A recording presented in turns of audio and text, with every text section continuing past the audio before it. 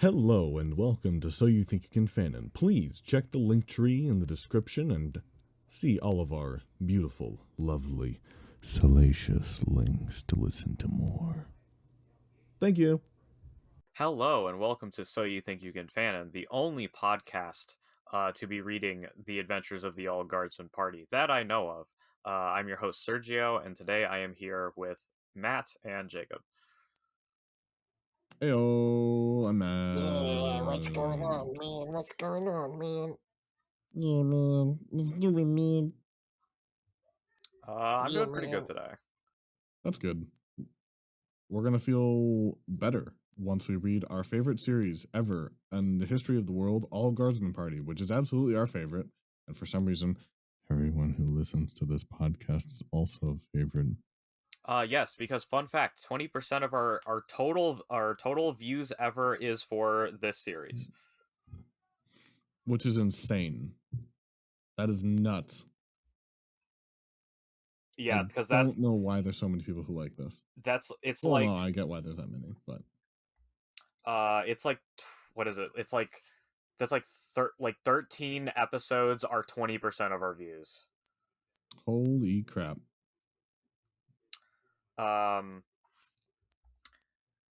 But I've been wanting to get back to reading this for a while now, so I'm glad that we're doing it now. But first, order. We're not going in Zen. I'll going in Zencaster order. Okay. Sergio goes, I goes, Jacob goes. Yeah, okay, we'll go with the bog standard. Yep. Alright, I go first. Yep. Sarge glared out the window at the massive bulk of way station Alumentum Primaris. When he'd started the meeting, it'd been a speck of light floating next to a marble-sized gas giant. But over the last hour, it had grown into something that looked like sort of a jagged spinning top. And now it was a looming pile of Gothic architecture studded with hangars, umbilicals, and a few massive docking arms. At this distance, it looked a lot like a hive had been lifted into space, which was rather disturbing since, after a lot of arguing between the captain, Old Bill, and the dockmaster, the occurrence border had twisted to be perpendicular to the station. Sarge half expected to see people dropping out of windows and falling into space.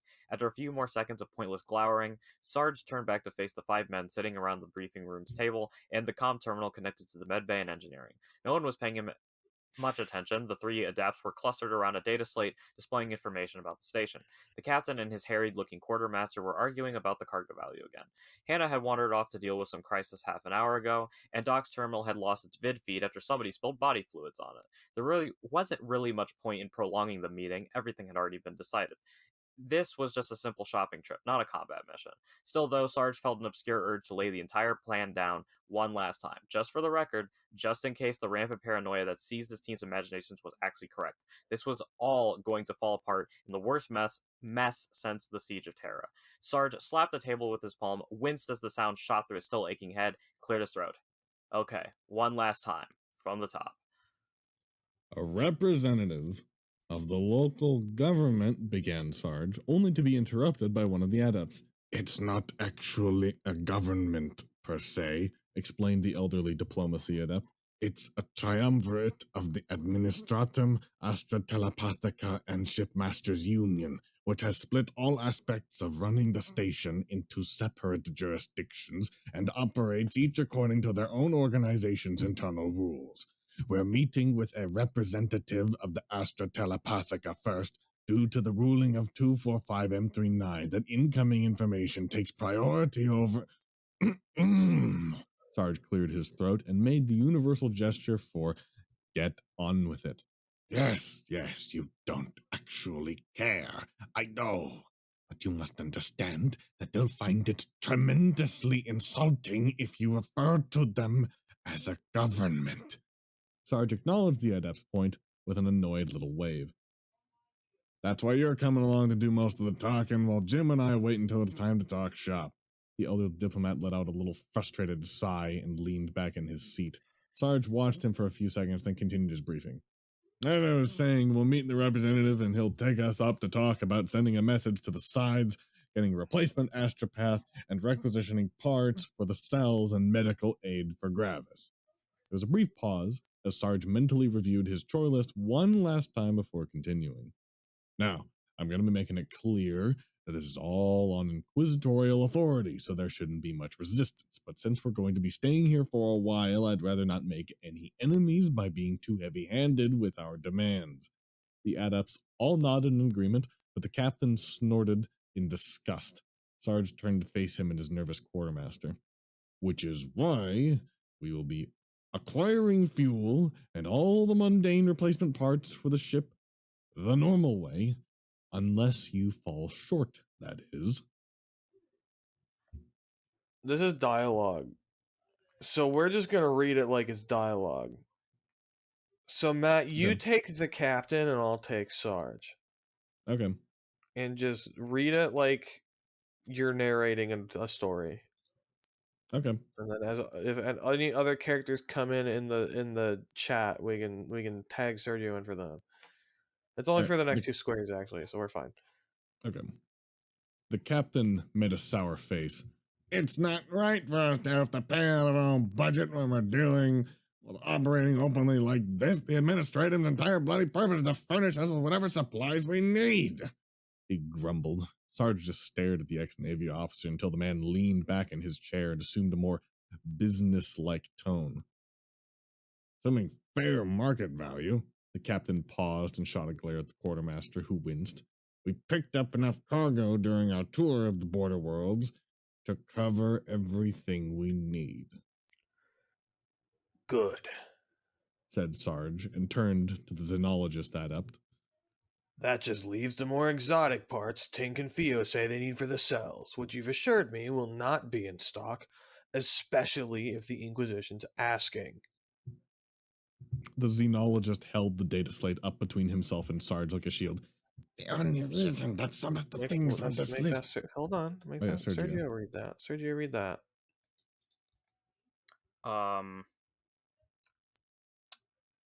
The only reason. The only reason that some of the things on this list aren't Class 5 forbidden xenotech, is because the Mechanicus has formally denied their existence. Sarge rubbed his aching head. Thank you for that reminder, but we really do need those parts. Luckily, Nubby says... He paused as everyone in the room groaned, then started again.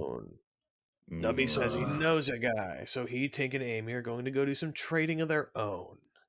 The quartermaster hesitantly raised his hand. Trading what? I don't know, and I don't want to know. So long as he gets the stuff we need and doesn't start a shooting war with the local underworld or get arrested again, I'll be happy.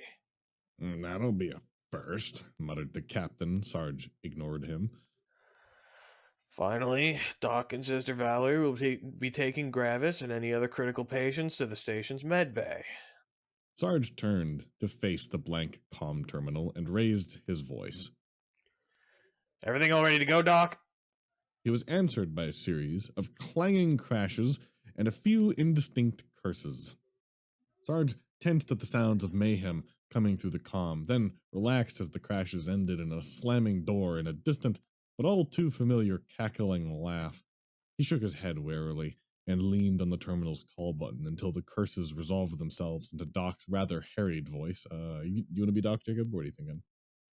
I'm here, damn it. Everything is fine. Gravis is all ready to go, and the rest of the patients are stable enough to be left here for a few hours.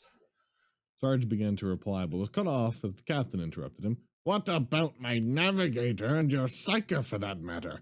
Seemed like the bug really did a number on them.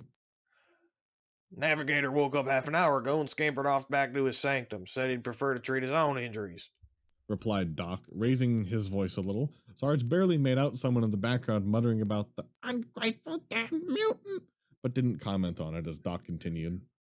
As for Fumbles, I got his scrapes and bruises patched up, but I'm not sure if he suffered any mental damage from whatever the Zoanthrope did. I'd like to have the locals take a look at him, but Nubby sprang him. Sarge sighed. Right. I'll have a chat with him after this. He closed the comm connection and dialed in a new contact code.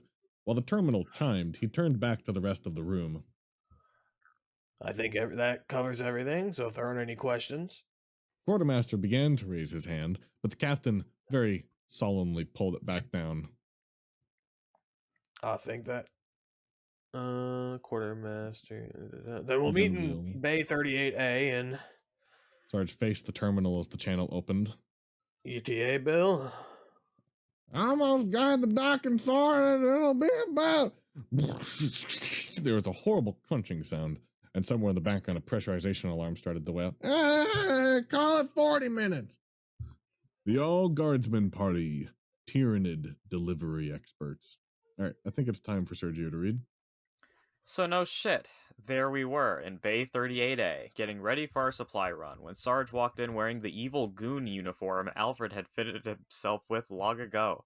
A four-legged coat covered with skulls and buckles, and one of those stupid, look at me, I'm in the Inquisition hats. We all froze for a few seconds, and Tink snickered, which was enough to set the rest of us off. We laughed ourselves sick, while Sarge stood there and glared at us. I mean, what else could we do? It was the most ridiculous thing we'd ever seen. He looked like a complete and utter pillock, and you could tell from his expression that he knew it too. Poor bastard. Hell, even the old diplomat was laughing. He'd been the one who forced Sarge to put the costume on. Eventually, Sarge got tired of just standing there while we laughed and stalked over to where Nubby was rolling on the floor. After a few kicks and a little shaking, he calmed the diminutive trooper down. There was a short little discussion in which Nubby explained that Fumbles didn't need medical attention. He was just had a little whoopee hangover, which Nubby had taken care of himself. Sarge reminded Nubby that what would have happened if he'd given the psyker narcotics again. The greasy little trooper hastily explained that he'd given Fumbles just a few tingies of guard strong recap, you know, the sort you eat with a spoon because it can't really be poured, and sent the psyker off to have a lie down while the stuff kicked in. Upon further inquiry, it was revealed that the tingies did not mean spoonfuls or cups, and that Fumbles' resting place was one of the large crates on Nubby's team's cargo pallet. Sarge guessed it was the crate that was vibrating. It took a lot of wheedling from Nubby, Tink, and even Amy, but eventually Sarge accepted that Fumbles was somehow critical to their shopping expedition. And when I say somehow critical, I mean that not even Nubby knew what he wanted the psyker for. When pressed, he just shrugged and muttered about general insurance. Anyway, Sarge accepted, mostly because Amy was going along to make sure no one did anything overly rarted. When Doc arrived and finished laughing, Sarge negotiated a temporary truce between him and Nubby in exchange for a promise to bring Fumbles to the station's medbay as soon as he'd finished doing whatever. Speaking of Doc, he and Sister Valerie had an entire little medical convoy set up in the cargo bay, waiting for the door to open. The whole array of kludged together medical machinery keeping Sergeant Gravis alive had been put on wheels and strapped into something that looked like a sort of heretical mobile torture device. It was bloody massive, between the airtight freezer case containing the Space Marine's lower half, the various crates full of his gear and the medical supplies that may need during the short trip, and the generator which kept everything powered. The whole thing weighed more than some tanks. It took 3 cargo servitors just to push it, and a pair of Valerie's minions to keep everything running while she sat there and handled each new medical emergency the Tyranid bioweapon threw at her. After Doc had wandered back over to his girlfriend, Tink pointed out that really the medic should have been thanking them for keeping Fumbles away from that huge pile of delicate machinery. Everyone quietly agreed. Now, a clever observer, or at least one capable of counting to 6, might wonder where Twitch was in this frenzy of preparation, especially since his relentless paranoia was half the reason that we were putting combat mission levels of prep into a simple shopping trip. To put it simply, the demolition trooper hadn't been invited aboard the station, and was holed up in a closet. This wasn't because he'd been having one of his moments that had threatened destroying the entire station before whatever horrors had held devoured us all, at least not entirely. It was because we decided that he'd be damned if we were going to leave that bug unsupervised, and then come back to find out that it escaped or had been stolen or turned into a reality-devouring portal of the warp. Since Sarge was still held that leaving our semi-captive Tau scientist in charge of our other Xenos prisoner was a horrendously stupid idea, and Twitch was the only member of the squad that didn't have a critical role in the shopping trip, he'd been put on guard duty. Twitch being Twitch, he'd accepted the mission, but decided that Sarge's orders to just sit in the cells and watch the Zoanthrope were inadequate. They left the rest of the ship exposed to infiltration. Initially, Twitch had ran around the ship putting trip mines on any airlock he could find, but that led to a rather heated argument with Hannah. Eventually, with Jim's help as a mediator, a compromise was reached, and Twitch traded his mines for 50 servo skulls with jetpacks strapped to them. Of course, the one problem with this arrangement, aside from the obvious, was that Twitch lacked any way to control the skulls. Luckily, he knew someone who could. Probably had nothing better to do. So that's why Twitch, covered with detonators, was perched on a stool in a small, dark, cogitator-filled room looking over the shoulder of our increasingly nervous cogitator adept as an army of suicide skulls patrolled the ship. The occurrence boarder had managed to dock with the station a mere 3 hours after the first attempt, which was a new record according to Old Bill, and the bay doors creaked open to reveal a very angry-looking welcoming party. The pale scribe and the slightly singed tech priest at the head of the party looked around to the bay for a few seconds, probably boggling at the bizarre layout for all of its exposed wiring, then demanded to see the captain of this so-called vessel. Sarge stepped forward, his inquisitorial costume flapping dramatically in the slight breeze caused by the various leaks in the bay's void seal, and flanked by the diplomat and Jim. The scribe couldn't actually get any paler, but he did turn a faint shade of green at seeing Sarge and hastily began apologizing. The discussion that followed was highly amusing for us, both because the scribe was terrified, out of his mind, and because Sarge just stood there and looked stuffed. After he waved the diplomat and Jim forward, he spent the whole time doing an impression of an especially grumpy exhibit in a wax museum. The only member of the welcoming party that wasn't unnerved by this was the damaged tech priest, but Jim chirped something in binary at his fellow cogboy, and the priest wandered off without saying a word.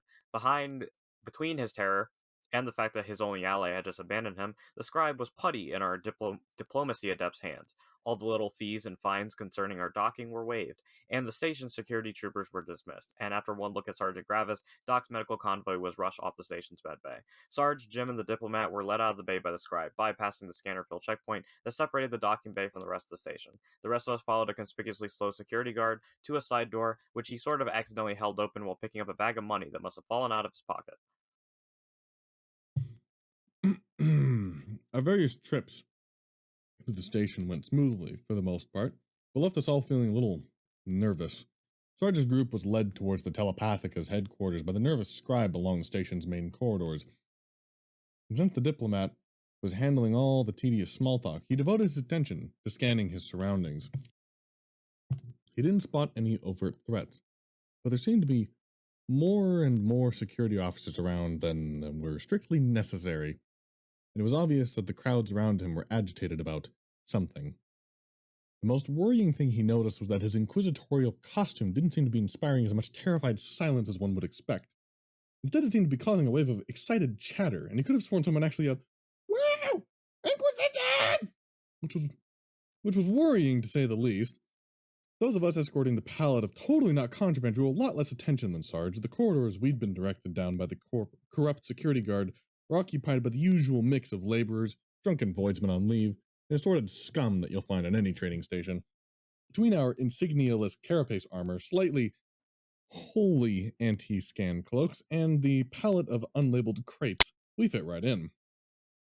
Nubby led the way, consulting a data slate with directions to reach the guy whom he knew, while Amy rather grumpily pushed the pallet and Tink lounged on Fumble's box and played with his drone controller.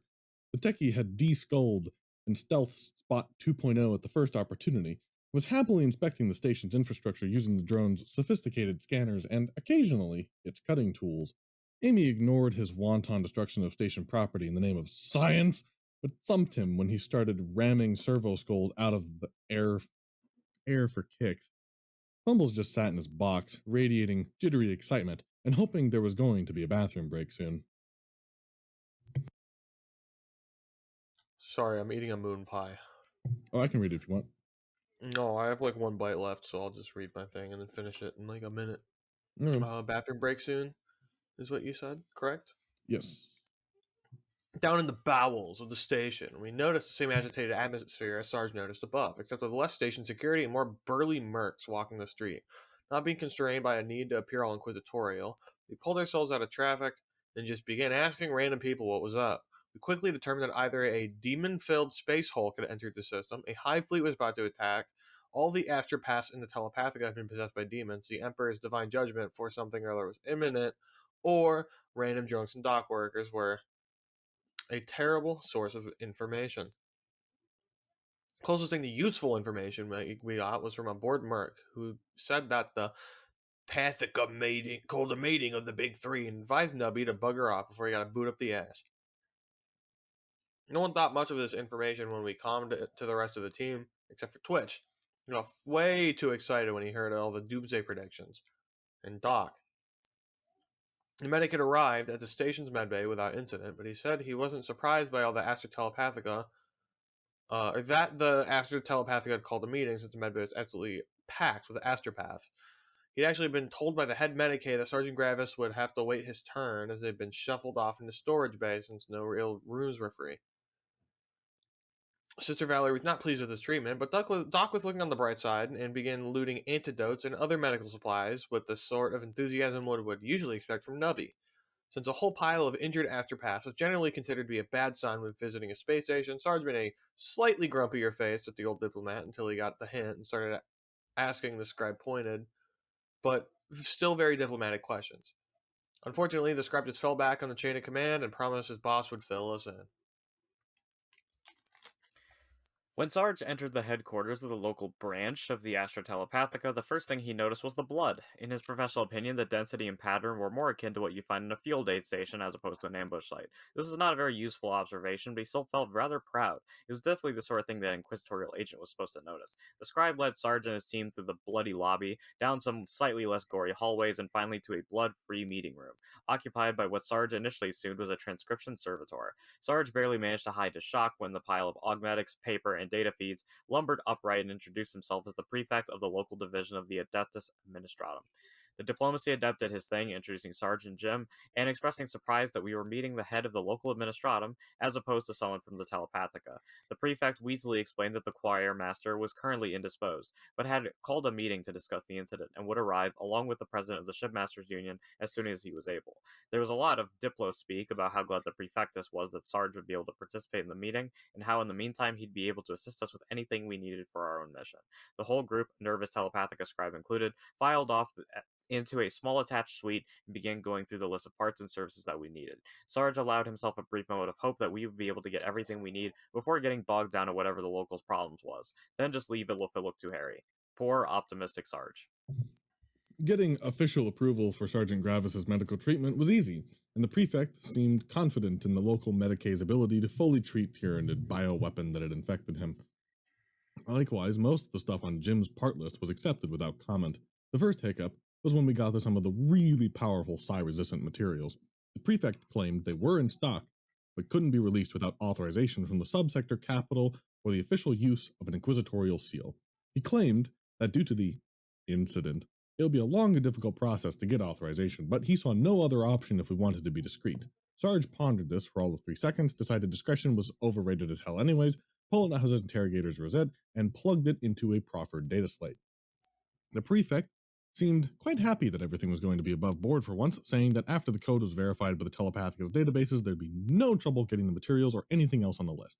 Sarge cheered up at this and was considering asking to add the fuel bill to the list, when the prefect added, "Except for the astropathic messages."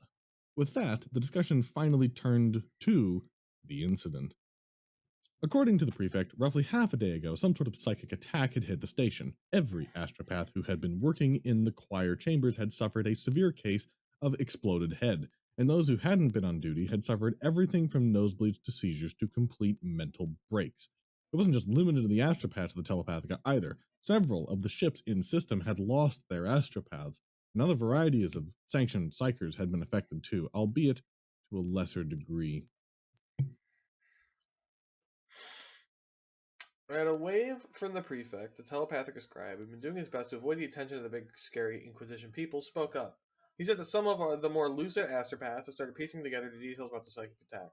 It originated in the outer system and had probably come from a ship heading to or from the station.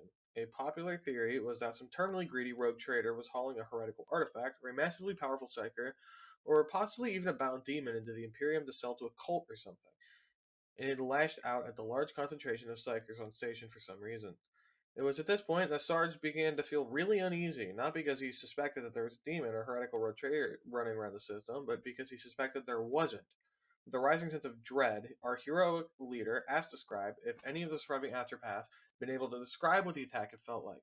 When he heard the words, "a million bob legs running across their minds," Sarge's composure cracked. He leaned back, covered his face with his hands, and quietly cursed himself until the prefect asked what the problem was.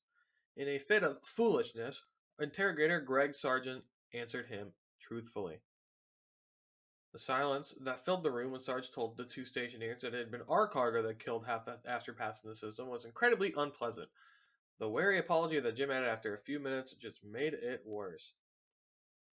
Eventually, the horrible silence was broken by the sound of the prefect's augmentics going bing and spitting out a long strip of paper. Sarge caught a glimpse of it and thought it looked like some sort of receipt or budget report, and the last number had a lot of digits. The prefect reviewed the paper for a few seconds and tucked it away, hauled himself upright, and said he'd return after the search had been called off. As the prefect left, he handed the data slate to Sarge and then plugged his rosette into the transfixed scribe.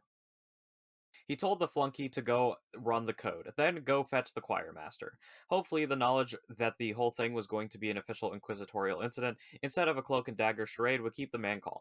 When the two stationers had left the site, the old diplomacy adept had pulled out a small device which emitted a sort of low buzzing sound, and rounded on Sarge and Jim. The lecture Sarge and Jim got was scathing and brought back painful childhood memories involving unfinished homework assignments and failed tests. It started with the importance of never admitting fault and maintaining at least the appearance of competence, and then shifted into a general lecture on how to react to a diplomatic crisis. Sarge bore the lecture stoically, automatically standing at attention, and adopting the blank expression employed by NCOs across the galaxy. His only movement during the whole thing was to put on his comm bead and mute, while the rest of us figured out what the rest was going on and started snickering. Jim just turned his ears off after the first minute. After what felt to Sarge like half a millennium, the old diplomat's lecture concluded with a bitter comment about how, on top of everything else, the scribe had run into the choir master on his way to verify our identity. Sarge blinked as the diplomat detailed how the head astropath was too angry to even form coherent sentences, and he either punched a hole through the wall or severely broken his hand. After a thoughtful pause, Sarge asked the adept how exactly he knew this, then got a pithy reply about diplomacy as being as much about listening as talking. It took Sarge and Jim a little while to figure out what was going on, mostly because Jim had to be brought back up to speed after he'd turned his hearing back on, but they worked it out eventually. The old diplomacy adept admitted that he'd placed bugs on both the scribe and the prefect. Also, he'd planted a few discrete data uplinks too, so assuming our cogitator adept hadn't been driven to complete distraction by Twitch, we probably had access to all unencrypted comm traffic on the station. It turned out that he was correct. When asked, the cogitator adept said he'd had the network cracked completely open. Additionally, he'd be able to get into the security cameras if someone could please convince Twitch to just sit down and watch the Skull's feeds instead of badgering him about changing their patrol routes every 10 seconds. Sarge, who was somewhat grumpy about not being informed of all the spy stuff beforehand, told Twitch to sit down and shut up, and demanded to be kept up to date on what the prefect and choir master were doing. So, Sarge sat there, listening to reports, learning that the choir master had taken the scribe's data slate and had gone off to verifying our inquisitorial credentials personally, and the prefect was still in the process of standing down the station's defenders with the aid of the recently arrived president of the Shipmasters Union. Meanwhile, Doc had finished looting everything of value from the storage bay that Gravis had been shuffled into, and had taken over the Space Marine's treatment while Sister Valerie went to have a word with the station's head Medicaid about how long the wait had been.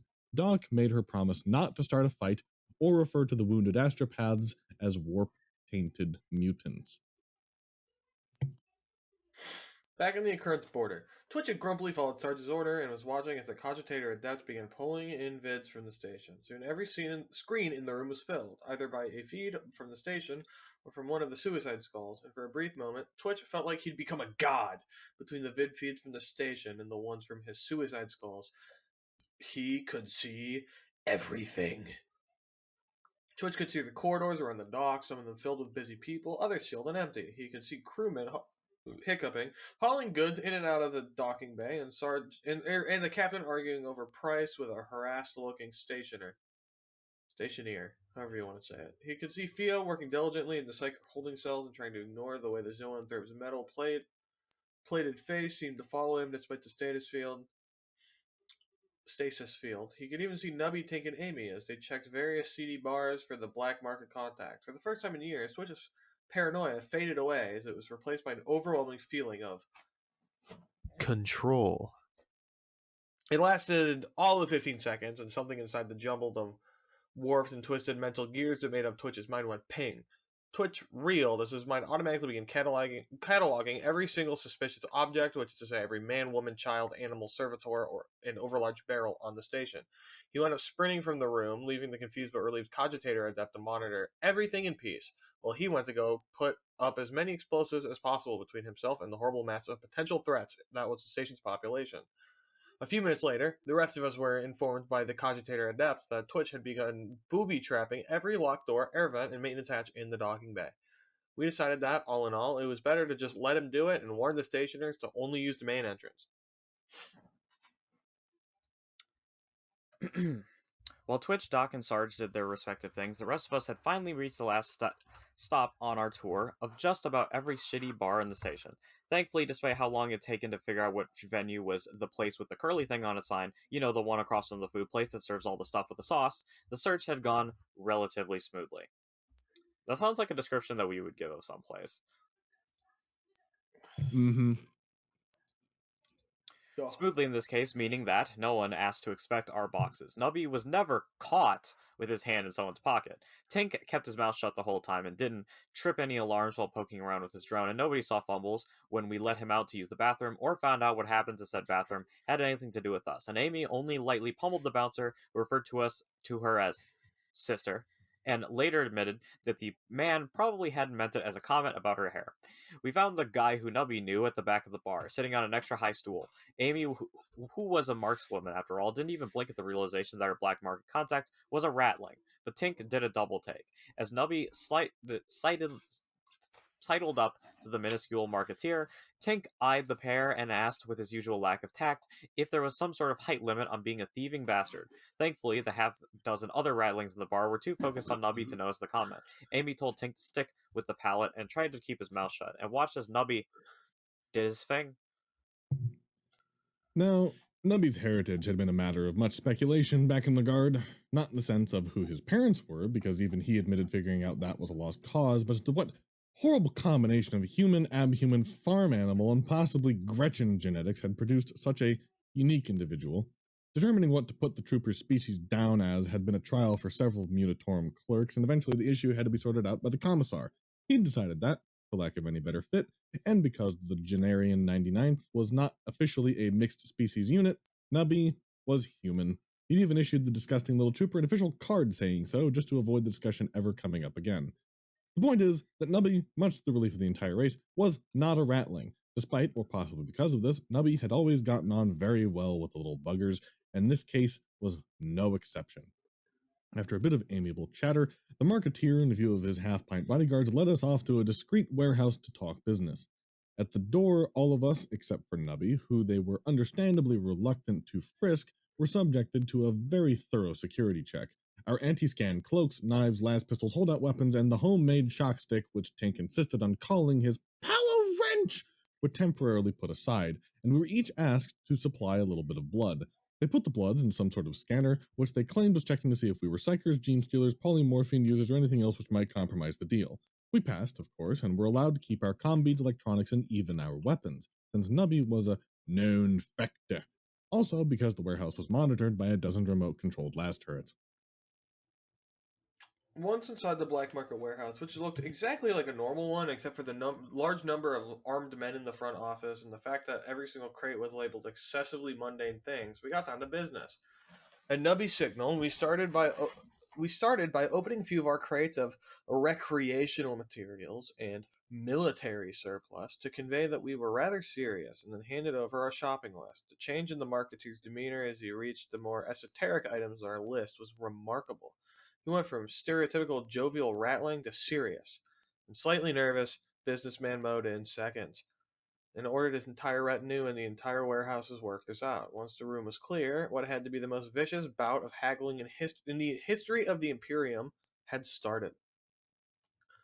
Despite possessing the charisma and odor of a weak dead Grox on a hot day, Nubby's deep familiarity with all aspects of criminality and his ability to wheedle, whine, importun, and blatantly lie had always served him well when it came to back alley negotiations.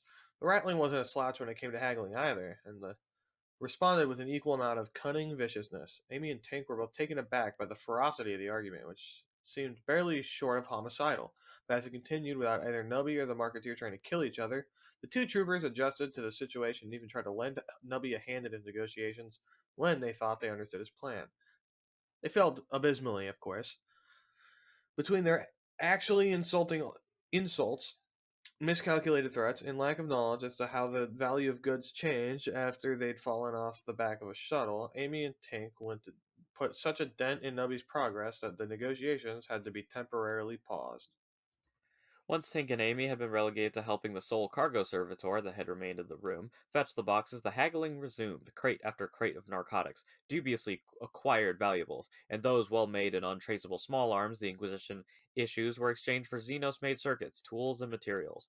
At first, it seems like our supply of listed goods was going to run short before we had everything on Tink and Theo's list, but as the negotiations continued, the Marketeer became more and more relaxed and generous with his exchanges. A careful observer might have noticed that the change in the Ratling's attitude seemed linked to how much time he'd spent within 20 minutes of the cargo pallet, and how Nubby, Amy, and Tink tended to stay away from said pallet.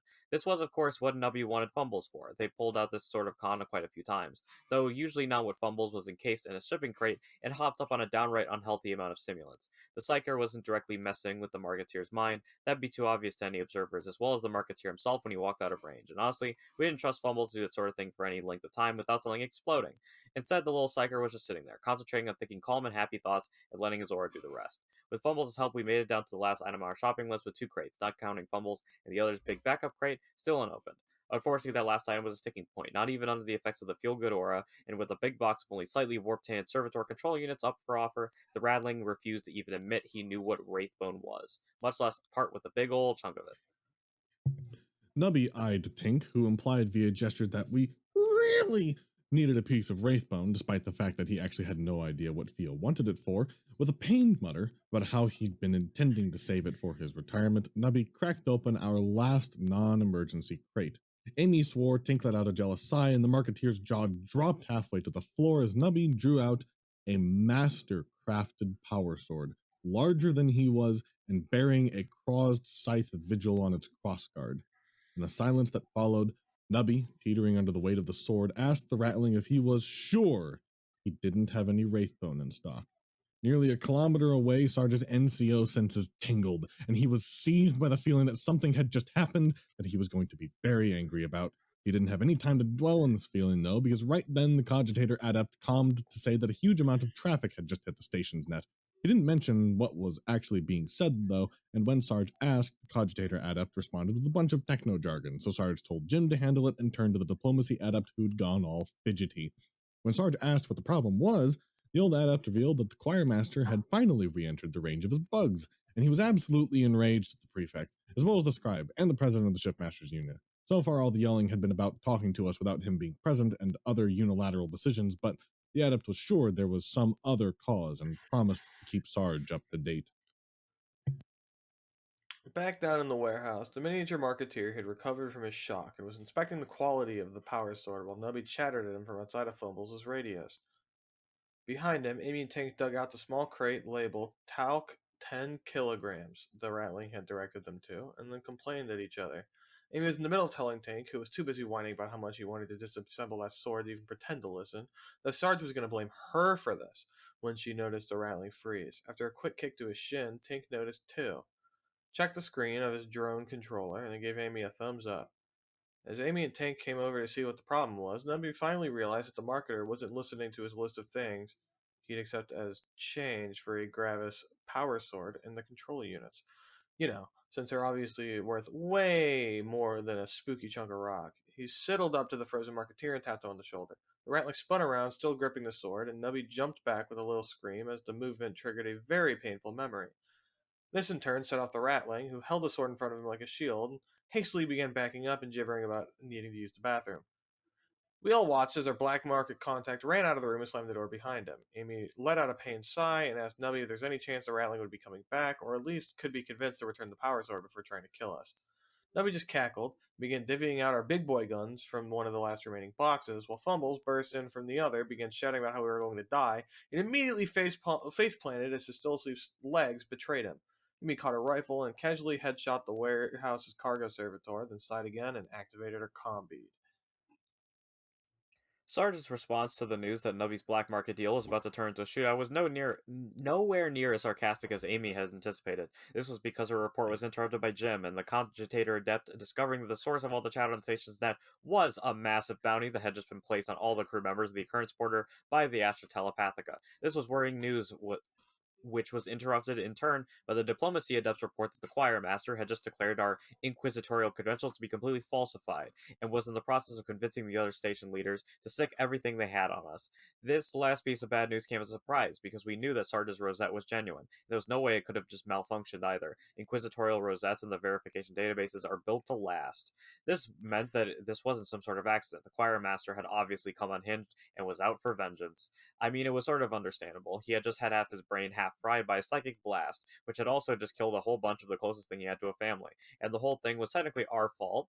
Justifications aside, though, after he ran our credentials, he must have decided that he didn't like the answer, or he might have just not bothered checking after all. Now he was lying to the other station leaders about how we were vile heretics impersonating inquisitorial agents. They believed him too. By the time we figured out via bugs what was happening, he had the prefect and the president completely convinced. There was obviously no talking to the stationers all around. All Sarge and the diplomat could do was sit there and listen as they argued about the best way to go round all of us up and bring us to justice. The situation was foobar, to say the least, and all this news hit Sarge at once. Now, this is where some men might have gone into shock or exploded in irrational anger or sunken into despair, but not Sarge. He allowed himself 1/2 second of ironic satisfaction at the way his cynicism had once again been justified, then removed that stupid inquisitorial hat and started belting out orders like the sergeant he was. Admittedly, those orders were to just do what we would have done anyway, but as someone or other said, never give an order that won't be obeyed. So as a reminder, we were split up into 4 groups, well, 5 if you count the captain, but when Sarge calmed him to report the situation and coordinate things, the ex-Navy officers told Sarge to do something anatomically improbable and said he'd meet us back on the ship. Judging by the amount of gunfire and screaming in the background, he had things under control. Anyway, Doc was stuck in the station's security-filled med bay in the mid-north part of the station. Amy and company were in a warehouse in the lower levels of the eastern side of the station. Twitch and the Occurrence Border were at the westmost docking bay, and Sarge was almost at the top of the central spire. Our options were limited. We were split up, ass-deep in increasingly hostile territory, and in Sergeant Doc's cases, practically unarmed. We did have a ship full of armsmen, plus a few nearly functional lance batteries, but the stationers knew that and were already deploying men in that direction. We were far too outnumbered, outgunned, and though it pains me to admit it, ethical to start an all-out war. Plus, it's a bad idea to blow holes in space station while you're still on it. They'd have to sit back and hold down the fort while we did our best impression of a bunch of catechins on their way back to base after a night on the town. It was time to fall back on that old Guardsman classic. Regroup, retreat, repeat. The plan, if you could call it that, called for Doc, who was exposed, surrounded, had no idea where Sister Valerie was, and had still had his hands quite full with Gravis, to sit tight and hope that no one remembered which closet he'd been shuffled into. Amy, Tink, Nubby, and Fumbles would load up all the loot they could carry, as if they needed telling, make their way to the med bay to collect Doc, and then the whole group would head for the ship. While they traversed the station, Twitch, along with the Suicide Skulls and any armsmen he could find, would keep the locals out of the docking bay in the Occurrence Border. As an afterthought, Sarge asked Twitch to try to keep things as non-lethal as possible, on the off chance that we'd have an opportunity to try and smooth things out. It'd be nice to not have a 4-digit body count to deal with. He may have given Amy a similar order, but some freak comm interference, which sounded a lot like Nubby and Fumbles blowing on their comm bead, scrambled the message. Everyone except for Doc liked the plan, but it did have one problem. It didn't cover how Sarge would get out of the Astra Telepathica headquarters. We pointed this out. We were told to shut up, do our jobs, and let Sarge take care of himself. The rest of us interpreted this as a clear sign that Sarge had no idea what he was going to do. But since we didn't have any suggestions more useful than a sarcastic comment about handle it, we left him to it. What are we at? We're at 44. I could go for a little longer. I don't know about you guys. I know we said we were going to finish on this one, but I'd be down for like another round or 2. Okay, sure. Yep, Yeah, I let's could do do that. another What are your round. thoughts? Oh my Yep, god. let's do 2 more rounds. All right, take us away, Sergio. All right. So, once the rest of us had started moving, Sarge muted his comm beat, swore a lot, then took stock of the situation. He was in a small office and bathroom suite with only one exit, which led to the large conference room. Said room was probably occupied by a few of the choir master's bodyguards, who would be watching to make sure that he didn't go anywhere while the station's leader plotted their attack. His assets consisted of one las pistol, standard Inquisition issue, 4 las pistol power packs, charged, 1 combat knife, notched, 1 roll of duct tape, olive green, 1 cotton bead, muted, 1 inquisitorial costume with hat, stupid, 1 300-year-old bug planting diplomat, grumpy, and 1 Jim, whimpering in a corner about how everything keeps happening to him. This was not, of course, anywhere near enough to take on a small army of armsmen, gun servitors, and the very angry psychers inhabiting the Astra Telepathica, not to mention the station security forces outside. In fact, by Sarge's reckoning, it probably wasn't even enough to take the 6 to 8 bodyguards that the choir master had brought with him. But the diplomacy adepts disagreed. The aging diplomat drew an ornate las pistol from his robes and suggested taking the station's leadership hostage, while they were only a few rooms away. When Sarge stared at him, he explained that with sufficient leverage, it'd be easy to reopen negotiations and smooth everything over. After a few more seconds of staring, Sarge decided that nothing the old diplomat did or said would surprise him anymore, and made fight through a bunch of heavily armed men and start a volatile hostage situation. Plan B. In a desperate attempt to come up with Plan A, Sarge reactivated his comm bead and asked the cogitator adept to try to find the spine's blueprints, and then began checking if the suite's air vents were large enough to crawl through. Jim, who was huddled in morose little ball, told Sarge not to bother. It would be incredibly stupid to make air vents large enough to fit a person. Sarge tried to defend his idea by pointing out that the occurrence border was littered with such vents, but Jim patiently explained that this was only because the occurrence border was made by a fucking moron. Sarge relented, but in the silence that followed, the cogitator adept pointed out that there were a few maintenance shafts on the Telepathica's blueprints that could be crawled through. If Sarge could open them, that is. Jim attempted to shoot this idea down as well, explaining that such shafts would be heavily monitored by the local mechanicus, who'd report our movements to the station government. Sarge had grown rather cross with Jim by this point, and angrily told the engineer to either do something about that or help think up a better idea. Jim went quiet at that, then got a very thoughtful look about him, and went over and jacked himself into the suite's comm terminal. He didn't respond when asked what he was doing, so Sarge assumed it was something important or useful, and decided to focus on keeping the suite secure until Jim finished whatever it was. Way down in the black market warehouse, Amy and Tink put the finishing touches on the cargo pallet. Said pallet looked nothing like the one that had left the occurrence border. For one thing, it was much fuller than it used to be. The stack of crates on it was nearly 3 meters tall, like 10 feet in American, and they were held in place by dozens of straps and tarps. This was far more weight than the pallet could handle, or anyone wanted to push around. A few grab plates had been scrounged from the warehouse by Nubby, and more or less randomly slapped on. Finally, the treaded bottom half the warehouse's cargo servitor had been fastened on, as an incredibly... that sentence is worded weird. Am I crazy? The treaded bottom half the warehouse's cargo servitor had been fastened on as an incredibly grisly external motor. The thing looked horrible, with a coat of red paint and a few stubbers you could pass off as orc track, but it handled surprisingly well. The only interruption during the whole loading modification process had been about a minute after, when the marketeer had fled, when the last turret in the ceiling had suddenly swiveled to track us, and went still as the EMP grenade Spot 2.0 placed on them went off. There had been no other attempts to kill us, partially because Tank had used his heavily modified plasma gun to weld the warehouse's door shut, but mostly because of fumbles. The hyped up psyker spent the whole time jittering back and forth in front of the main entrance, emanating all sorts of mental unpleasantness at anyone who got near it. He exclaimed that after the third time the rattlings had lost their nerve, they decided that, since they had all the warehouses exits covered, they could spare the time to call in a few teams of disposable biggins to tackle the scary guardsmen for them. The major flaw in their plan was that we had the aforementioned heavily modified plasma gun and had no intention of leaving via the doors. After a quick call to the cogitator adept to pinpoint a hallway below us, Tink set his plasma gun to cut and added an exit ramp to the black market warehouse. He did a very good job of it too, managing to pick a section that didn't have any water or sewage pipes and was long enough for the ramp to come down a nice, gentle 20 degrees. Honestly, Tink did such a good job that the rattlings should have paid us for adding the exit ramp. It was a real professional work, and we made sure to point that out in the note. We left a note for the marketeer because honestly, we felt a little bad about how things had turned out. We really hadn't intended to rip off the anyone. I don't think there's supposed to be a "the" there. I mean, sure, we'd snuck in a psyker, a stealth drone, and enough weapons to kill anyone who argued with us, but that was just reasonable precautions. We'd had every intention of playing things straight with them, or at least moderately crooked. The point was, we understood that their attempt to betray us was because of this whole telepathica thing, not something personal, and Nubby really wanted to keep doing business with them after this was all cleared up. So while Tink worked, Nubby put together a little note explaining how there were no hard feelings, and we were only taking a reasonable 73% trying to kill us all, trying to kill us penalty. It should be noted that this rather precise percentage wasn't some arcane black market custom, it was the amount of stuff that we were able to fit onto the pallet. Anyway, the penalty took the form of a few things that Jim had been intending to get from the Administratum, plus a few of our own crates, and Amy's insistence. These did not include the damned, literally in this case, servitor control units or any of the other stuff Nubby kept in the Cogtane crater room. These could be someone else's problem.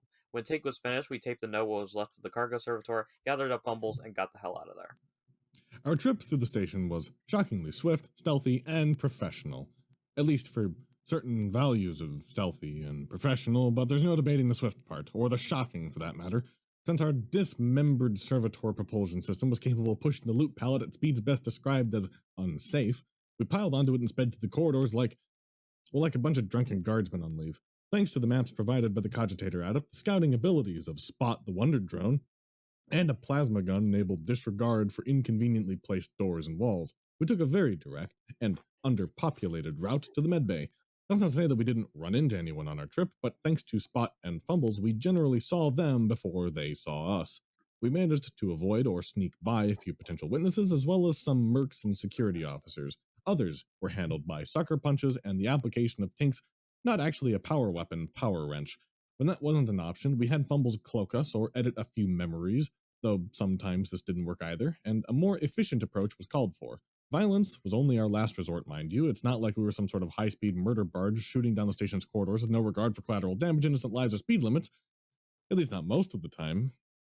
Anyway, if you disregard maiming, psychic trauma, property damage, and other little things like that, our expedition was practically bloodless. Which is to say, there were definitely less than 10 lives ended, and most of those were mercs and bounty hunters, and everyone knows they don't really count as people. Oh, and the maintenance worker that got run over by our loot pallet really should have known to just look both ways before entering such a long and obstruction-free corridor, and had probably been drunken anyways, and it didn't matter, it was okay. Despite the incredible speed of the loot pallet, we reached the medbay considerably behind station security. This was hardly surprising, though. They had several teams guarding the place, since it was currently home to half the station's surviving astropaths. Luckily, Doc was a big boy who could look after himself, and he'd kept the rest of us up to date on his situation while we traveled. Doc's initial situation had been about as bad as Sarge's. The stationers knew he was in the medbay, he had nothing but his sidearm, there was no way he could grab us out without being noticed. Some of us had suggested leaving the torso-fied Space Marine behind, hoping the stationers treated him. But Doc wouldn't have it. So Doc was stuck in a medbay filled with angry station security goons. Luckily, it was a big medbay, with lots of hallways, rooms, and people running around doing stuff that was much more important than helping station security. Doc was fairly confident it would take a while for them to find him, especially since he'd plastered the storage room's door with biohazard and quarantine stickers. Really, the only problem Doc had with the situation was that Sister Valerie still hadn't come back. He wasn't too worried, since anyone who attacked a sister hospitaler in the middle of a packed medical facility would suddenly find themselves in the middle of a lynch mob. It was still a bad situation, though. She really needed to be in the loop on the whole, the head of the local telepathicus nuts so we're leaving thing. After cursing at himself for a while and promising the next time he'd give her a combi, Doc sent his two assisting nurses, who were practically indistinguishable for the stationeer medical staff, to find Valerie while he took care of Gravis and the life support machinery himself. A few minutes later, the first nurse came back with 2 station security guards in tow. Doc was not amused. The only reason Doc didn't immediately panic and do something stupid was that Gravis chose the exact moment to try and die again. The nurse ran over to assist, and Doc began barking orders at, for the lack of anyone else, the two security officers. Now, Doc may not have been a real doctor, but he got quite good at keeping Sergeant Gravis alive over the last few weeks, and the medical confidence infused in his voice with doctorly gravitas. The two security officers stood there in shock for a second, then, compelled by the voice of the medical authority and the sight of an honest the Emperor Space Marine, well, half of one, lying on the table, they lowered their weapons and began helping too. Now, in an ideal galaxy, after they helped him save Gravis, Doc would have sent the two security goons off on some pointless errand, and they would have spent hours running around looking for a can of headlight fluid or elbow grease before remembering that they were supposed to be arresting him. What actually happened, though, was that halfway through the procedure, a whole mob of people burst into the storage room. Only 3 of the intruders were security grunts, and the rest consisted of the other nurse, Sister Valerie, the station's head medicae, and a very angry-looking man who turned out to be the head of Med-Bay Security Detachment.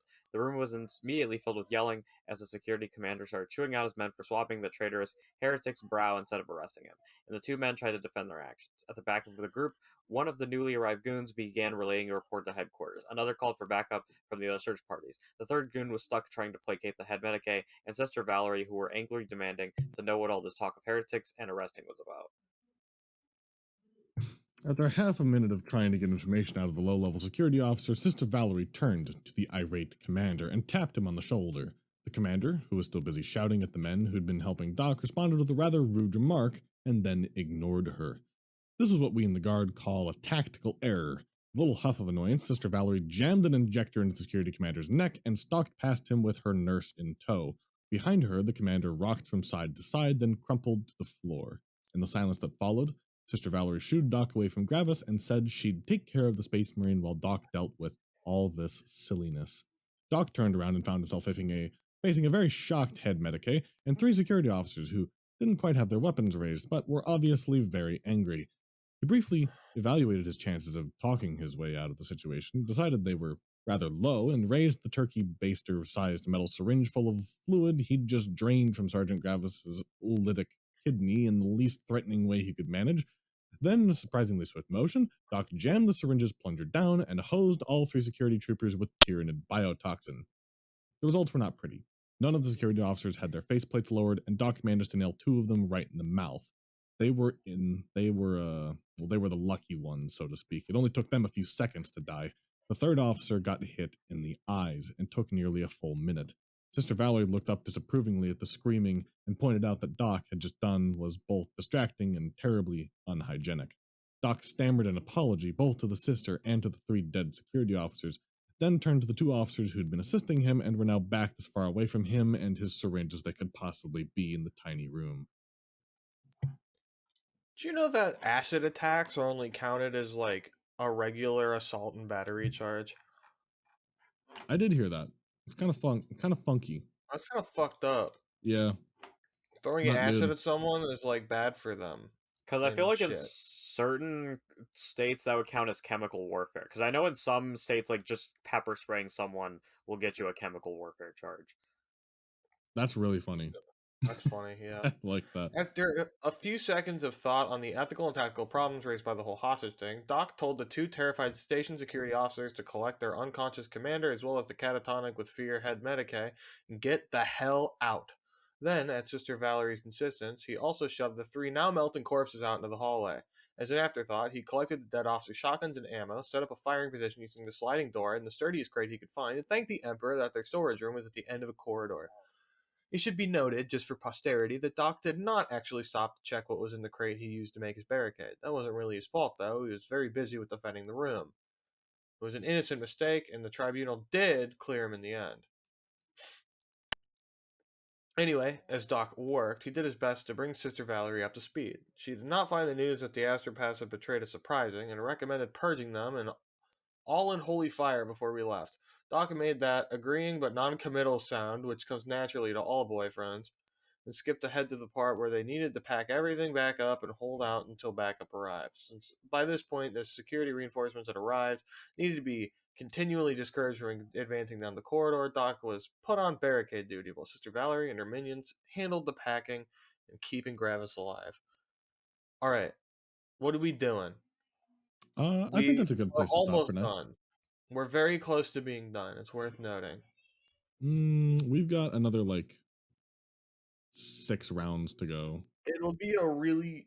Do we? 6? Yeah, it'll take a little bit. 1, There's 1, 2, 3, 4, exactly 6. 6. Yep.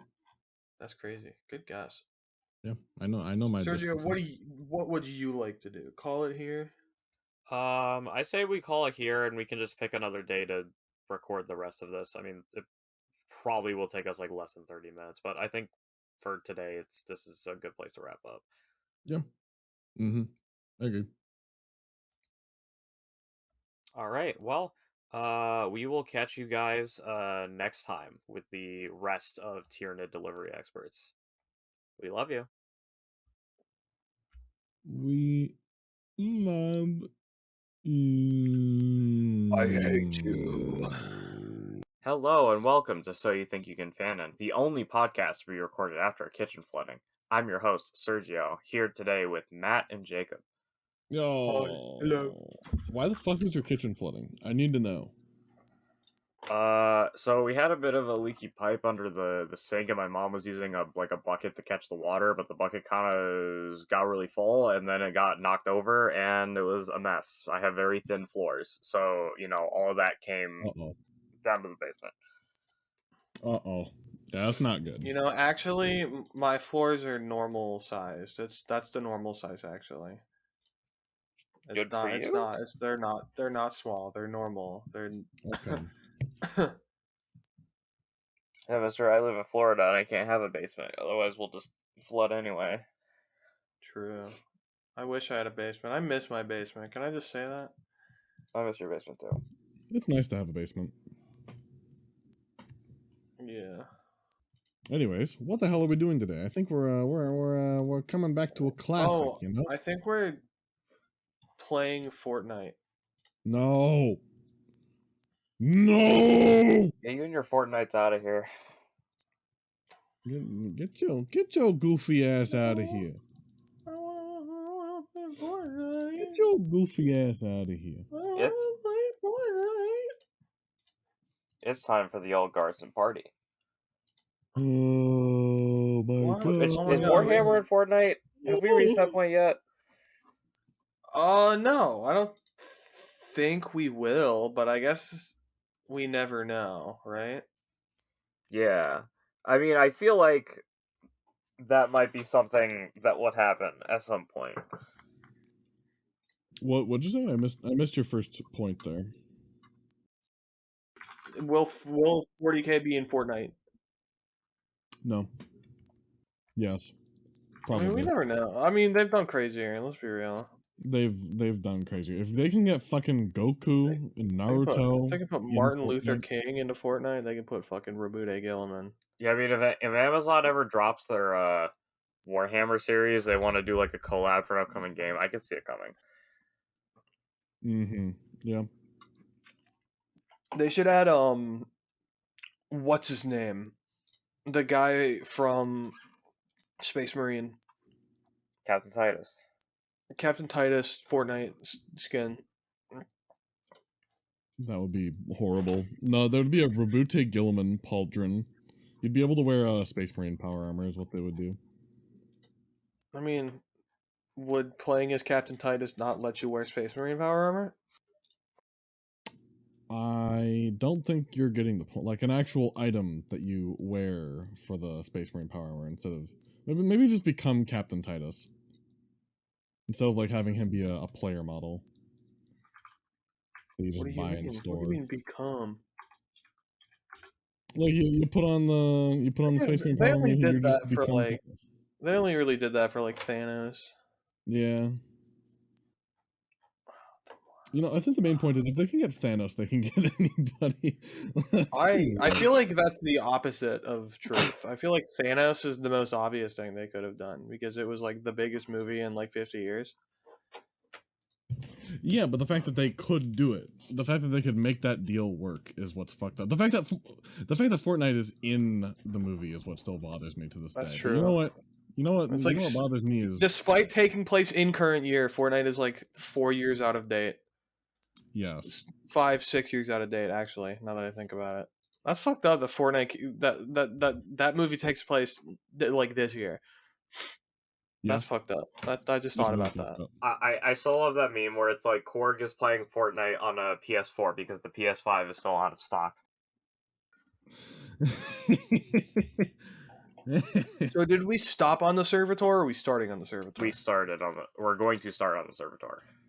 Yeah. Well, All right. why don't you start? Us off.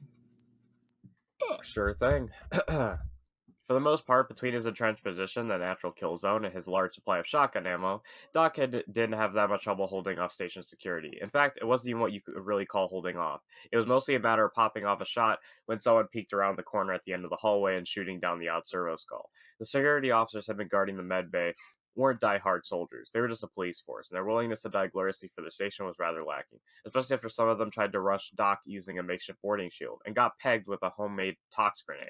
Really just a glass jar filled with more Tyranid biotoxin. Some of your gung-ho comrades die screaming and melting can really sap a man's enthusiasm. Unfortunately, the state of happy affairs didn't last quite long enough. Right as Amy's team was drawing to a close in the medbay and had switched from blitz to stealth mode, the stationers had found their spines and launched another serious attack. Or more precise, they found a pair of gun servitors. We all heard Doc swearing over the comms as the servitors opened up with a pair of heavy stubbers each and started shambling up the hallway with something like a dozen security goons followed a few meters behind. Doc made a good showing by all accounts, but the odds were stacked too high against him, and he was quickly forced to abandon his firing slit. As the servitors drew into close range, he took a gamble and used his last tox grenade. He got a bullet in the arm for his trouble, but at least it was after he threw the grenade. The jar of Tyranid biotoxin hit its mark and quickly turned both servitors' fleshy bits into mush. Unfortunately, as the saying goes, if the enemy is in range, so are you. And several of the security troopers had brought concussion grenades. Matt was just so happy to hear about somebody getting pegged. It was just so funny. It just hit me like a sack of bricks. It was so funny. Anyways, though, the entire barrage of grenades went off directly in front of the door to the storage room. The shockwave bent the door inward, ragdolled Doc across the storage room, and left him pinned under the heavy crate he'd been using as a barricade. He was pretty definitely out of the fight at that point, but luckily Sister Valerie was there to rescue his sorry ass. Now, this is where things get a little fuzzy, because Doc was concussed, mostly deaf, bleeding both internally and externally, and is the very definition of a biased witness where his girlfriend is concerned. According to him, she calmly instructed her minions to finish packing, pulled a crate off the mobile medical suite, and kneeled down in front of it. Then, head bowed in prayer, she extracted Sergeant Gravis's Astartes Mark VB Godwin pattern bolter and started glowing with the divine light of the Emperor. We know this next part was bullshit because Sister Valerie couldn't carry a tune with a bloody wheelbarrow and had actually been banned, very politely, mind you, from participating in the choir during the Occurrence Borders morning services. But Doc insisted that as she rose to her feet, surrounded by a halo of divine light, and started singing a battle hymn so divinely beautiful that it was painful. Then, a singing and a glowing like a bloody angel, she walked over the door and began mowing down wave after wave of security goons with Gravis's bolter. Now, we saw that hallway afterwards, and there definitely weren't enough bodies to constitute even a single fucking wave. But we couldn't deny that she sure as hell shot that place to fucking shit. She must have put at least 3 magazines of Astartes-sized bolt rounds down that hallway. Though down really isn't the right word. The vast majority of the bolt craters we could see were along the corridor's walls, ceiling, floor, and somehow even the door behind her. She had about as much control over that weapon as a toddler trying to walk a Fenrisian wolf. Lack of actual aiming ability aside, though, Sister Valerie's counterattack got the job done. Sorry, I just checking to make sure that I didn't have myself muted. The sight of the tall blonde bombshell incoherently screaming a sororitas battle hymn and firing what amounted to a fully automatic rocket launcher with all the accuracy and discipline of an enraged orc was more than the station security troopers could handle. They ran for it, and when she kept shooting, they ran some more. The medbay hadn't already been evacuated by the head medicae. It would have been a lethal stampede, but it was. But as it was, the whole thing was just comical. The retreat ended with the whole cowardly lot sitting in the lobby yelling at each other and trying to explain the situation to their superiors and the newly arrived reinforcements. I have to burp. Ugh. Oh, that was unbelievable. Damn. By this point, those of us who'd been in the warehouse had navigated into an unoccupied maintenance corridor adjacent to the lobby. Oh, yeah. Okay, that made sense in my brain. It just didn't initially. And we're performing a recon using Spot 2.0 and fumbles. Seeing the idiots run out like there was a bloodthirster on their heels struck as hilarious. And it got even better when they told the reinforcements what had happened. In their terrified little minds, Doc had grown into some sort of Nurglite mega cultist.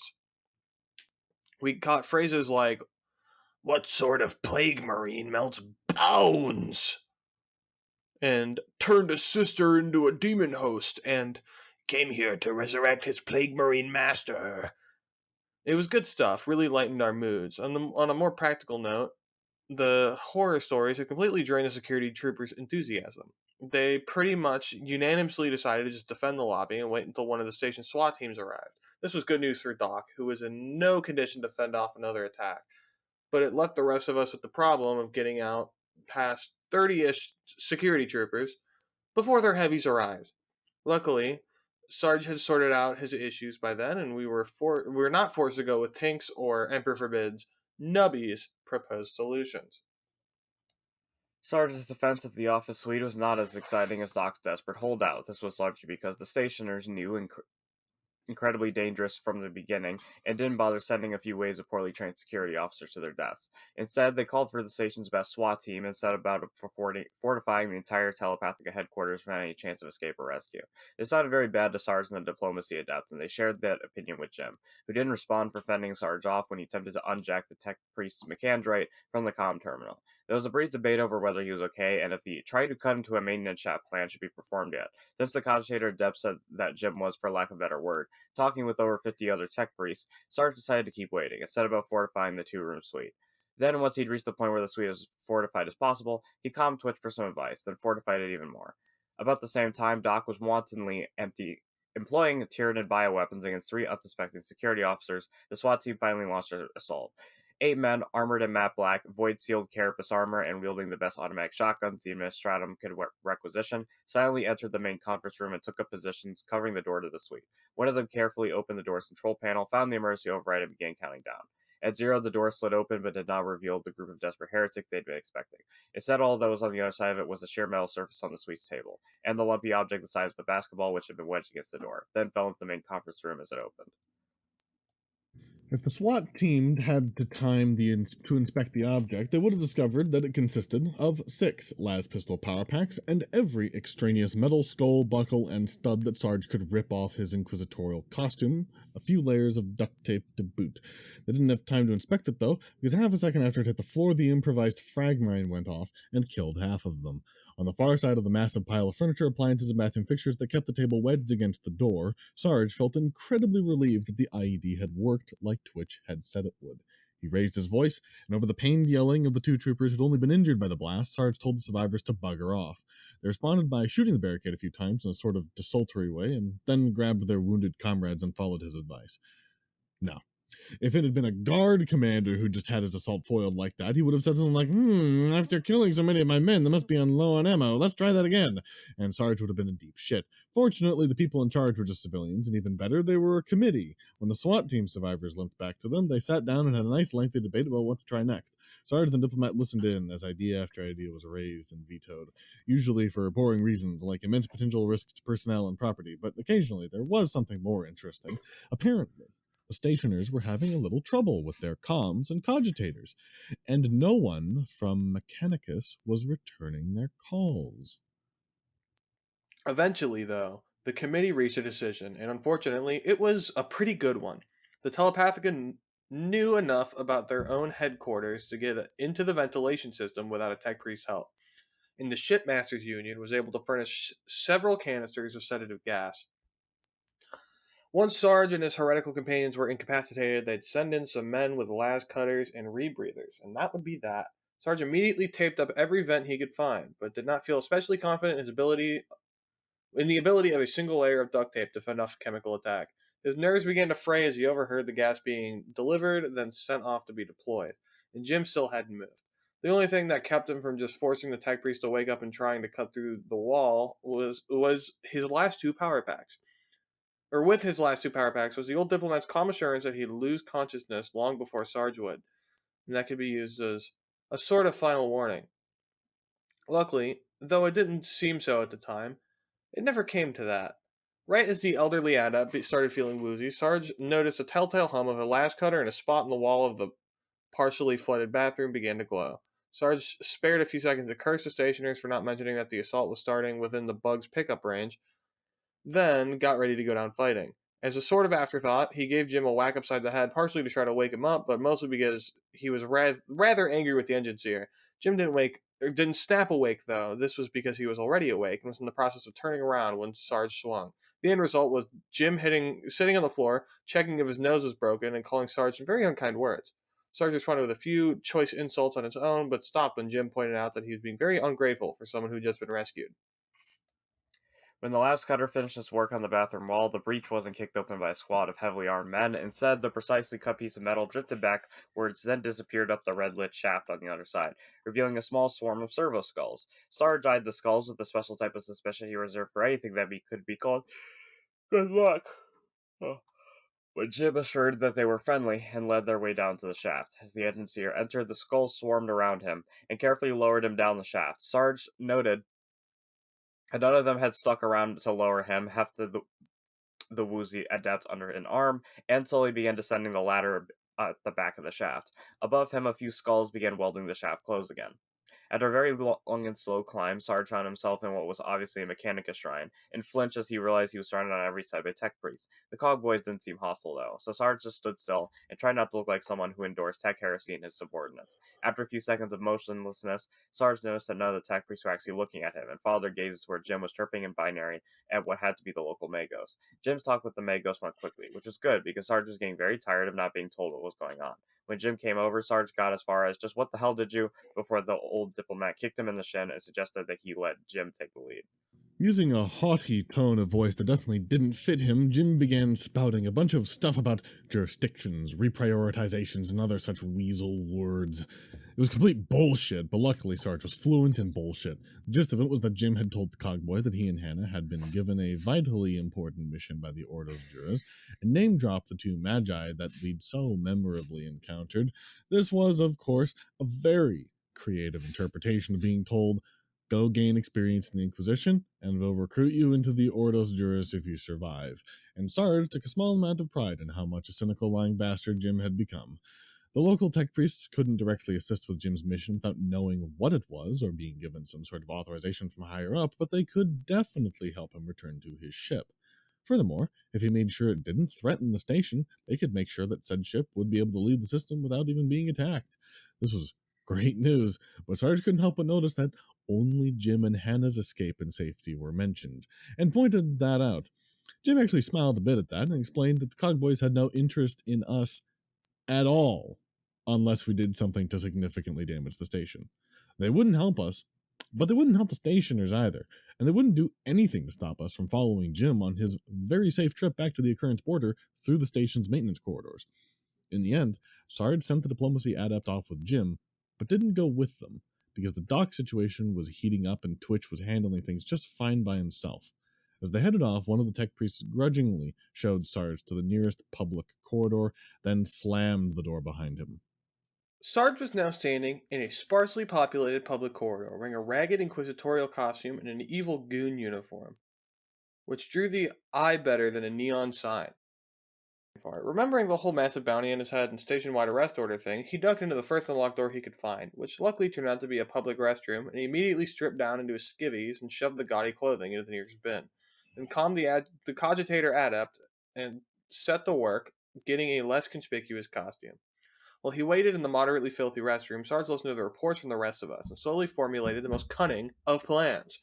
A few minutes later, at about the same time as Doc was getting rescued by his girlfriend, a small-time merc, my brain missed that comma. By his girlfriend, a small-time merc who'd accepted a contract to remove an annoying drunk from a public restroom, opened the door to get one hell of a surprise. Sarge was very gentle by his standards, so the merc would probably live, but he probably would never look at the toilet the same way again. Tired in a bad-fitting, not to mention rather damp and smelly merc uniform, and wielding a shoddily made stationary shotgun, Sarge stepped out into the public corridor and started jogging. A short distance away, 24 mercenaries and bounty hunters entered a small dingy bar and looked around for the man that, according to the comm message they had all received, had a lucrative contract for them. Now it's been said by just about everyone who Sarge that in the entire history of the Imperium there had been no one as inherently a sergeant as him. He was born for it, destined for it. It was even if the Emperor reached out and said, "This guy right here, he's going to be the biggest, baddest, most sergeant-y guy ever," and nothing can ever change that. He just sort of exuded sergeantness, and anyone with a drop of military blood in their veins noticed it immediately. Well, as Sarge entered that bar full of mercs, he turned that aura up to 11.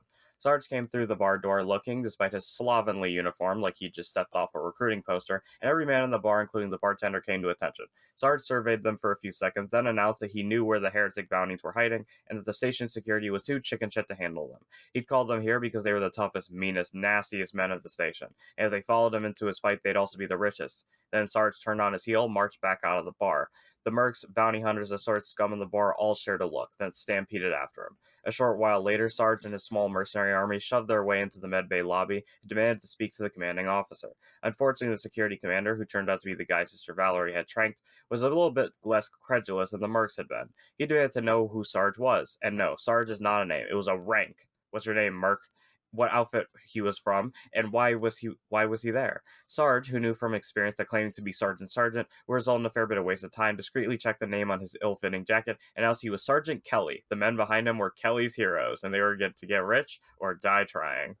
It took Sarge a bit of arguing to convince the security commander to let him launch an attack instead of just waiting for the station's second best SWAT team, but he managed. It helped a lot that despite the fact that the commander hadn't heard of any outfit called Kelly's Heroes, the databases at Security HQ had. Turned out that it was an accredited mercenary company, which was in good standing with the Administratum, Telepathica, and Shipmasters Union, and it just happened to specialize in dealing with heretics. Imagine that! Anyway, Sarge convinced the man to let him lead an assault on Doc's position, which meant that he had a nice excuse to get up on a table and start giving a loud, impressive, and rather overlong heroic speech.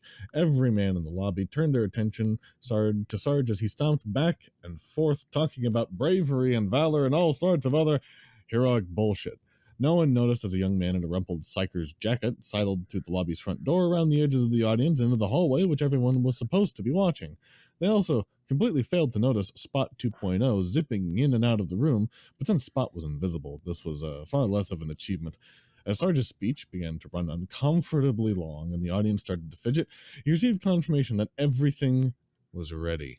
He banged the table with the flagpole that he'd gotten from somewhere or other and launched into the final get everyone pumped up part of the speech.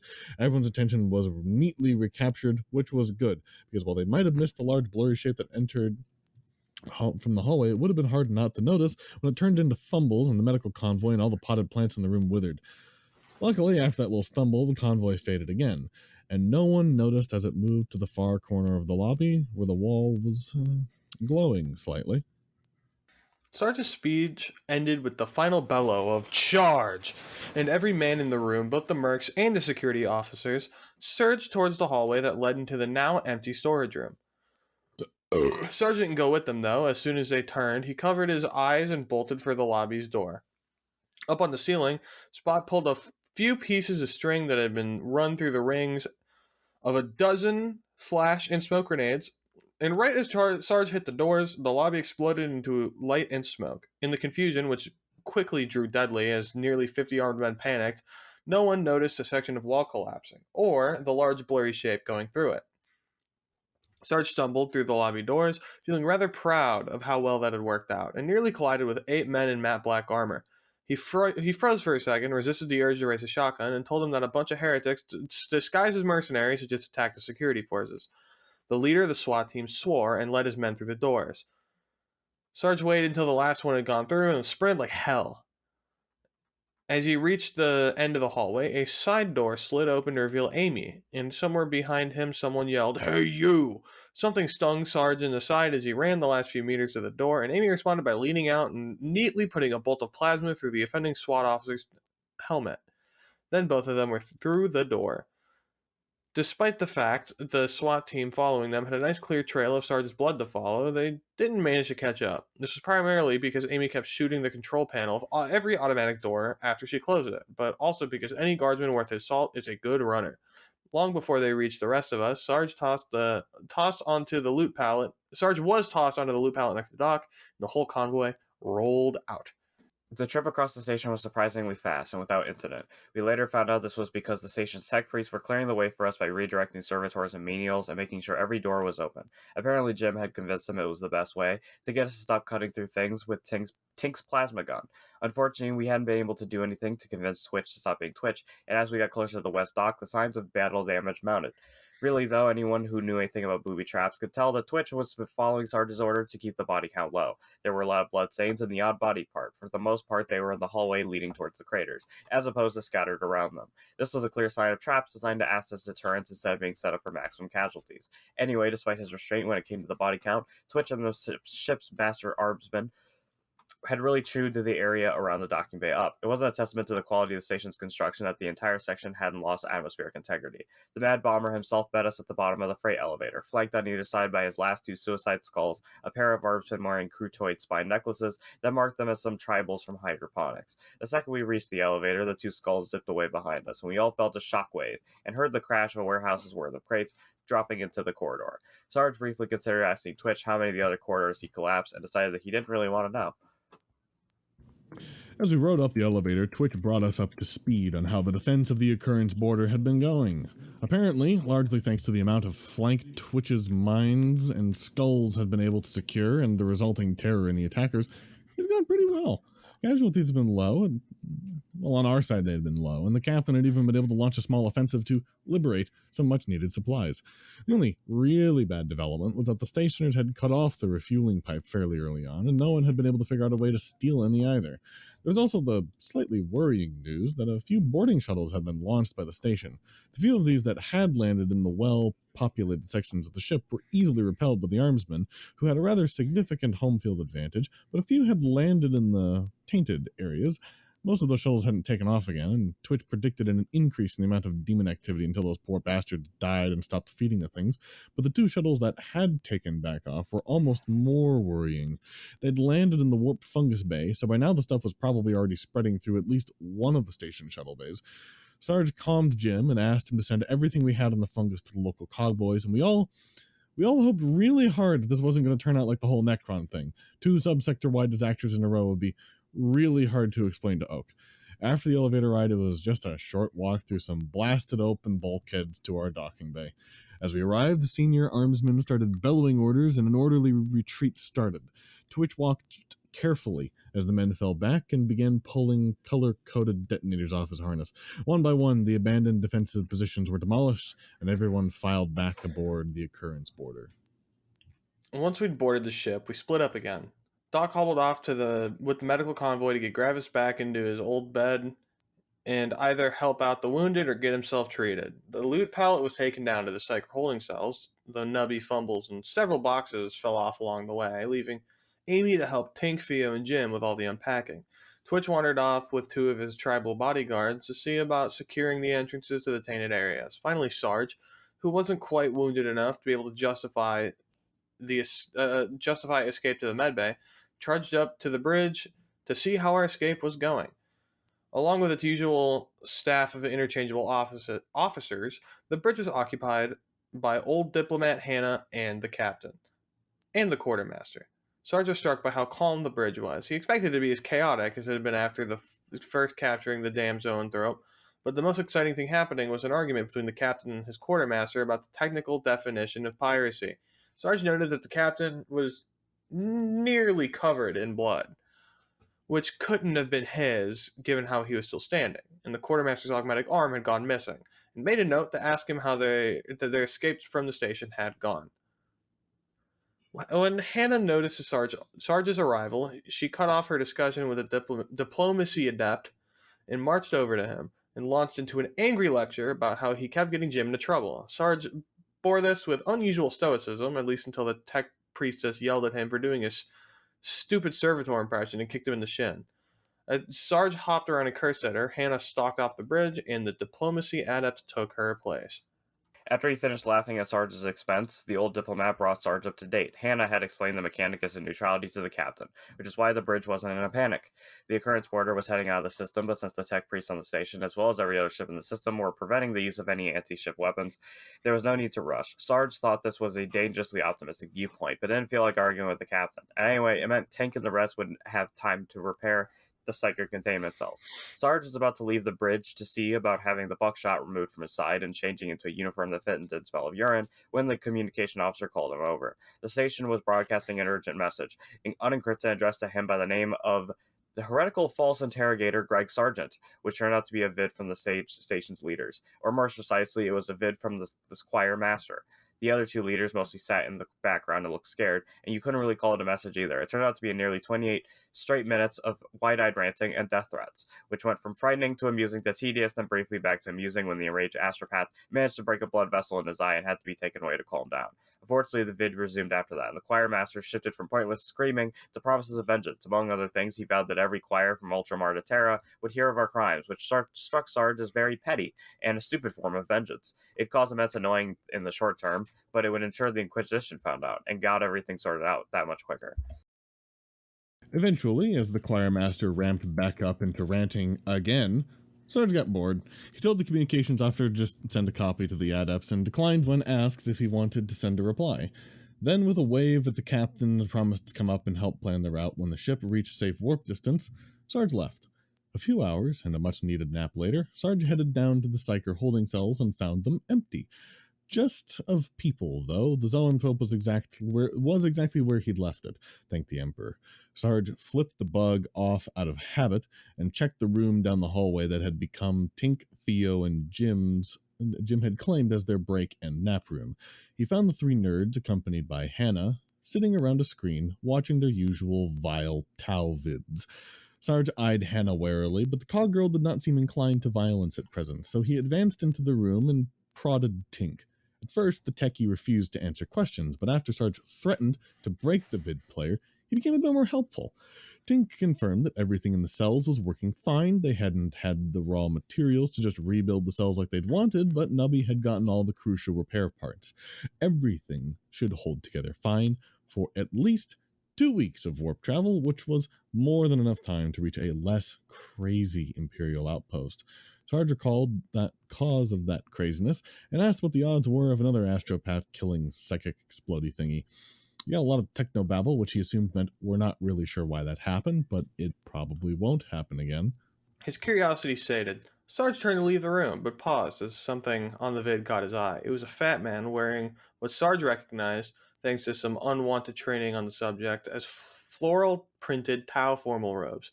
As the animated figure gibbered in Tau speak, Sarge realized that he was looking at some sort of caricature of ex-Inquisitor Lars Weebu. And with dawning sense of horror, he realized what was going to come next. There was a blast of shrill music, followed by a few lines of text, which Sarge hesitantly translated as Super Deserter Guevesa Action Heroes. And the scene changed to a group of 6 characters wearing Tau flak armor. Sarge's eye scanned the horrible big-eyed characters for the telltales he knew would be there. There was the Red Cross on one, the Bandoliers of Explosives on another, and then there was the half-sized character with his psycho robes wearing sidekick. At the back of the group, he spotted a character with chevrons who looked far grumpier and grayer than seemed appropriate. And finally there was, well, it had to be the oversized plasma gun, and the goggles, and the drone, so it had to be, but... Tink? Why is your character female? The techie froze and slowly looked up at Sarge. Jim snickered. Matt, do you want to be Tink?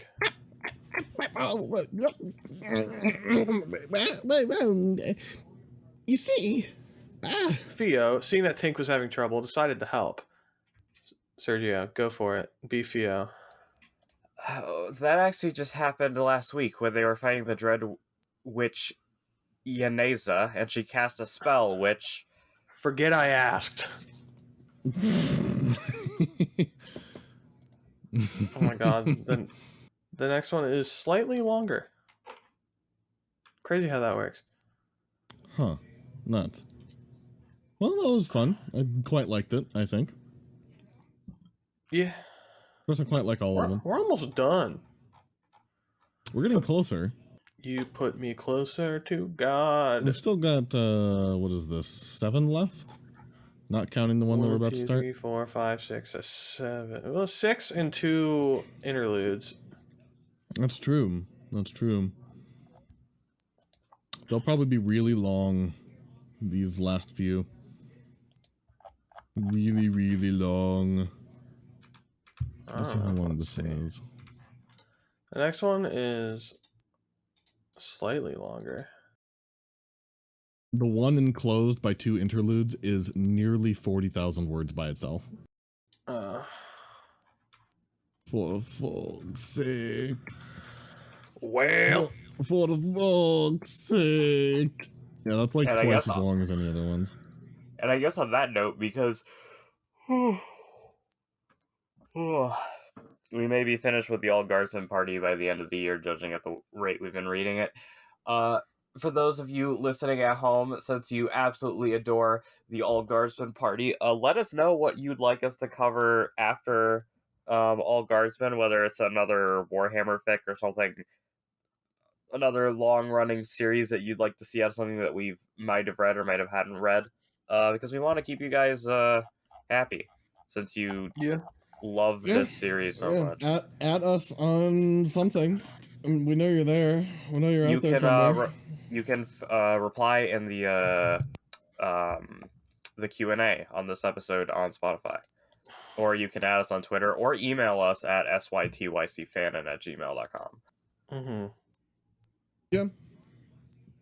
So did you guys have any other thoughts on Guardsman? I know we said last time we wanted to talk a little bit more about the chapters we read. What is your guys' favorite chapter been so far? Oh, so far, it might be the one where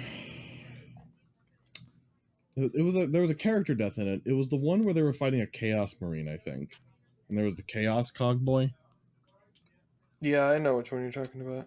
Yeah, I think that one's my favorite. I think that was What's in the Box? That might have been What's in the Box, yeah. Yeah. Something like that. I'm honestly, probably the interlude, because I really like the character-driven storytelling of the interlude. That's true. It was a nice big change of pace in the reading. I like the character dialogue interlude de-warp as well, but I think my favorite has to be Tyranid Acquisition Experts. That was a very fun chapter, that's for sure. Where they were just fucking up everything constantly.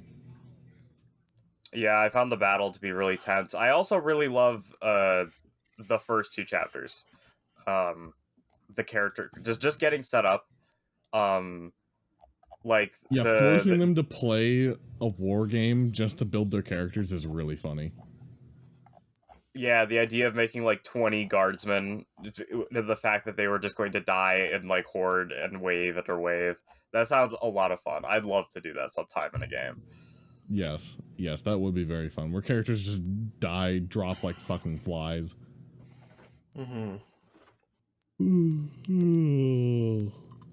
Well, I got nothing else to add. Yeah, I think it was just a great all-around chapter. I really like the creative shit they keep getting themselves into. I wish I knew how much of it was the dungeon master setting things up and how much of it was just the players derailing everything. Well, we can always have the guy who writes this on the podcast. He did say a while ago that he would be down. Yeah, we talked about it. I didn't know that we just got in haven't contact with him. Done it.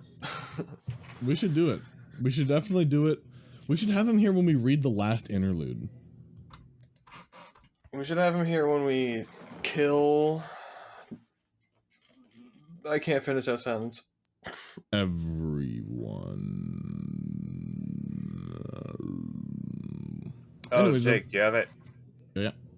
This is the other thing that we said is Warhammer 10th edition. Jake, do you have anything to report about Warhammer 10th edition? I know that you played it recently.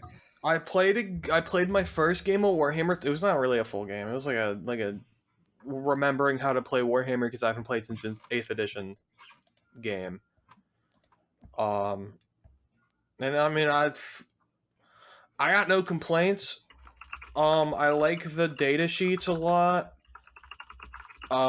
Because they're a lot easier to comprehend. I like the army building changes. I like that I don't have to spend points to give people weapons anymore. I like a lot of the stuff that they brought over from Age of Sigmar, I think is a good thing. It kind of sucks that there's a little less variation in Space Marine armies than there was in previous editions, just because they got rid of like the 900 chapter specific rule sets that they had, which makes sense. I get why they did it, but I am kind of bummed about it. It's just like certain chapters have their own special detachment, like they're counted as a separate army and not like Space Marine subfaction chapter. Like it's like Space Marine. Adeptus Astartes, and then like Black Templars, and then like Dark Angels, and I think Dark Angels. I don't know. It's cool. I like it. I made a guard army. I'm trying to get more people to play it with me on Tabletop Sim. Maybe you guys will. Maybe. I'll teach you. I'll teach you how to play. They made it really easy to learn how to play now. Yeah, maybe. I have tossed around the idea to a few people in the friend group about having like just a Tabletop Sim Warhammer group where we just all are like, hey, on Wednesday, let's all like pick another player to play against just for a match to see how it goes. Maybe we could do a narrative campaign. Could be fun. Yeah, could be fun. I'm building my guard army. It's a little evil, but that's okay. Yes. Definitely a lot more put together than the Black Templar army that I kind of just threw together in I'll like build 10 an minutes. orc army and crush you. If you're gonna build an orc army, then I'm gonna just build an army that has a lot of range and just shoot you to death, so you can't do anything to me. I'll just charge you, fucker. You wanna bet? Yeah. Yeah. I'll put and then $2 once I get melee, I'll fuck you. $2. I'll put all of the funds that we've made on this podcast on it. And if No. I win, nothing happens, and if you win, nothing also happens. Yes. Anyways, tune in next time when I kill Jacob with a stick. One time I killed a man with a baseball bat when I was 12, and no one ever found the body, and no one ever talked to me about it. Okay. Can we go find the body? Is that what we're doing for our first podcast live action episode? Hell yeah. Sergio, I went back to the spot and nothing was there. Oh, he got up. Oh my god. Right in the episode.